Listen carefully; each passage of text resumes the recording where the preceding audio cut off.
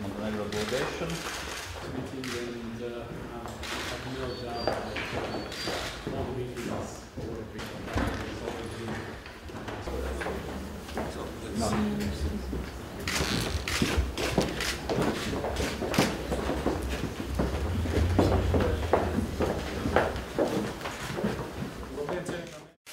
Let me first of all thank Prime Minister Dombrovskis for a very cordial and interesting meeting we had. It is my pleasure to be here today on the occasion of the first official visit, high-level visit of Montenegro to Latvia, and I'd like to extend warmest invitation to Prime Minister Dombrovskis to visit Montenegro when his time schedule permits, to continue very fruitful discussion we had.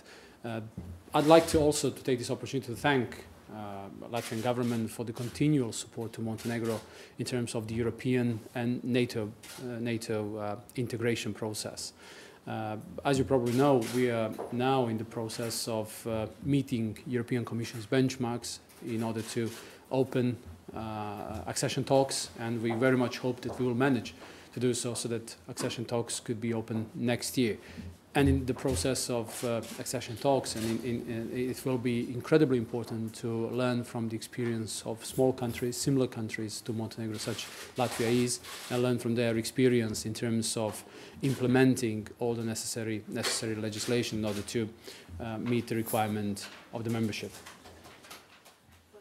Unfortunately, our trade relations are not as good as political relations, and we should definitely aim at improving those.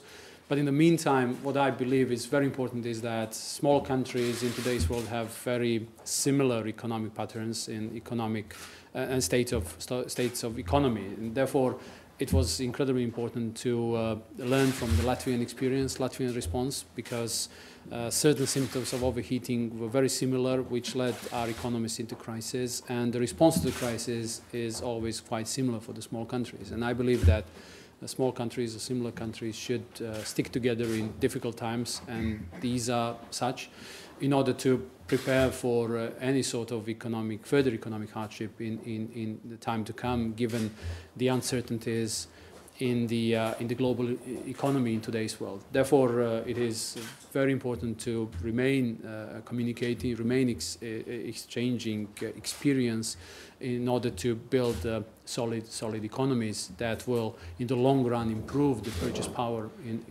of our citizens. Labdien, godātie mediju pārstāvji, tātad... So we discussed a number of questions within this meeting, starting from bilateral relationship up to questions of economics, from questions of the EU integration up to questions regarding the NATO cooperation. It's a very remarkable day because it's the first high-level visit we received from Montenegro.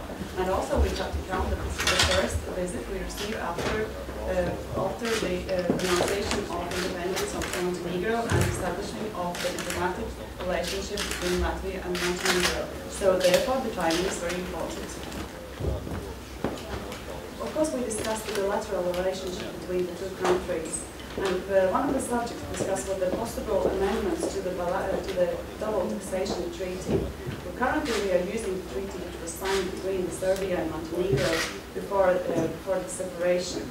As well as we discussed the cooperation on the economic agenda. As you know, the trade relationship between Montenegro and Latvia at the current moment is not its most active, and therefore there is a lot of potential to be developed.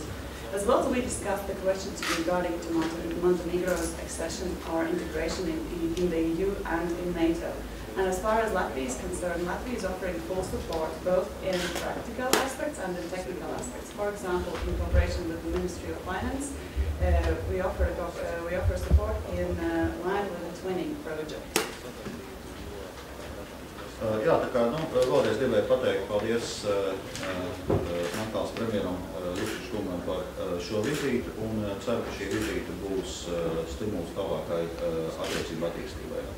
So once more, I would like to thank the Montenegrin representatives for this visit, and we hope that this visit will be a good incentive for future cooperation. U tom saopštenju primijetio sam dvije stvari. Jedna je to da je gospodin Medović spomenuo novi predlog koji mi je uputio i druga se tiče zahtjeva za odlaganje nastave, odnosno početka nastave. Prvo što se tiče predloga koji je gospodin Medović uputio, cijenim da je zaista u pitanju novi predlog, pri čemu ipak će biti neophodno bliže se upoznati sa sadržinom.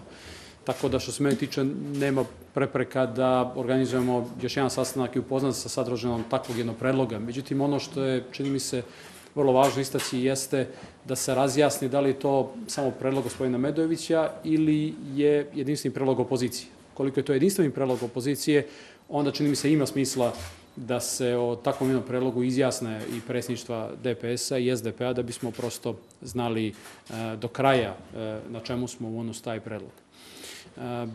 Što se tiče odlaganja nastave, ja zaista u ovom trenutku ne vidim nijedan razlog zašto bi to činili. Iz prostog razloga što je sve spremno za početak školske godine i zaista ne vidim razlog zbog čega bi sada odlaganjem nastave mi bez nekog posebnog razloga zapravo nametali djeci sutra da subotama nadoknađuju nastavu koju bi odložili ovih dana. Tim prije što ne vidim spora da se nastava iz mnogih predmeta odvija. Dakle, ako bih i razumio da postoji određeno nezadovoljstvo konceptom nastave iz jezika, materinjeg, odnosno crnogorskog jezika, zaista ne vidim zašto bi odlagali nastavu iz svih drugih predmeta. Tako da mi se čini da nastavu, koja inače nije intenzivna prvih dana, treba otpočeti u redovnom procesu, sve je spremno za to. U hodu, ukoliko mi postignemo dogovor oko ovih pitanja, to je naravno dobro. Ukoliko ne bude bilo razumijevanja, još jednom ističem da predlog koji sam ranije predložio i koji čini mi se da je potpuno fair u odnosu na srpski jezik, zaista ne vidim da bilo čime, bilo koga diskriminiše, omogućava potpunosti nastavu na tom jeziku i omogućava nastavu istog jezika. Dakle, predlog koji je potpunosti fair iz ugla srpskog jezika, koji promoviše aspekte građanskog društva i potpunosti na liniji Ustava, po meni obezbjeđuje adekvatan nastavni proces i ne vidim da bi trebalo praviti posebnu dramu, uzbunu i remetiti školski proces. Čini mi se da to u krajnjem nije u interesu djece koja od školskog sistema očekuju da ih opremi za njihovu budućnost.